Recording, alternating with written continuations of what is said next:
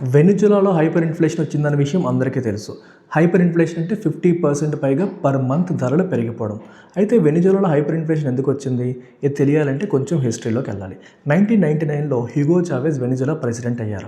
ఆయన అయిన తర్వాత కంప్లీట్గా సోషలిస్టిక్ ప్యాటర్న్ ఆఫ్ ఎకానమీ వైపు వెనిజులాను నడిపించారు.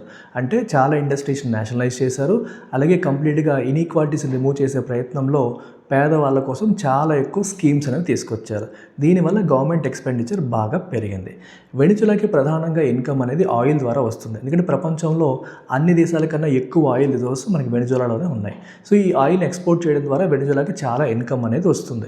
అయితే 2014లో హ్యూగో చావెజ్ చనిపోయిన తర్వాత ఏమైందంటే మనకి ప్రపంచంలో ఆయిల్ ప్రైసెస్ ఒకసారిగా క్రాష్ అయ్యాయి. దానికి తోడు హ్యూగో చావెజ్ అనుసరించిన విధానాల వల్ల అమెరికాకి వెనిజులాతో ఉన్న రిలేషన్స్ చెడిపోయి అమెరికా వెనిజులా పైన ఆంక్షలు విధించింది. దానివల్ల ప్రపంచ దేశాలు వెనిజులా దగ్గర ఆయిల్ కొనడం తగ్గించాల్సిన పరిస్థితి వచ్చింది.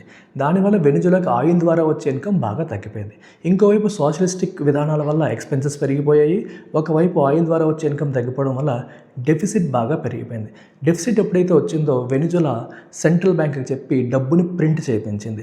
ఇది వెనిజులా చేసిన అతిపెద్ద తప్పు.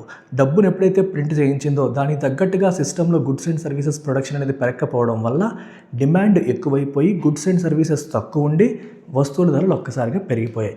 ఇది కాకుండా వెనిజులాలో ఉన్న సోషలిస్టిక్ ప్యాటర్న్ ఆఫ్ గవర్నమెంట్ వల్ల ప్రైవేట్ సెక్టర్ పైన కూడా చాలా ఆంక్షలు ఉండేవి. అంటే వాళ్ళు ప్రొడక్షన్ చేయొచ్చు కానీ ప్రైస్ అనేది గవర్నమెంట్ డిసైడ్ చేసేది. ఎలాంటి ప్రైస్ కంట్రోల్స్ వల్ల చాలా ప్రైవేట్ సెక్టర్ కంపెనీస్ అన్నీ ఏం చేశాయంటే ఇది మాకు వర్కౌట్ అవ్వదని చెప్పి ప్రొడక్షన్ ఆపేశాయి. దానివల్ల గుడ్స్ అండ్ సర్వీసెస్ ప్రొడక్షన్ తగ్గిపోయింది. అంటే సప్లై కూడా తగ్గిపోయింది.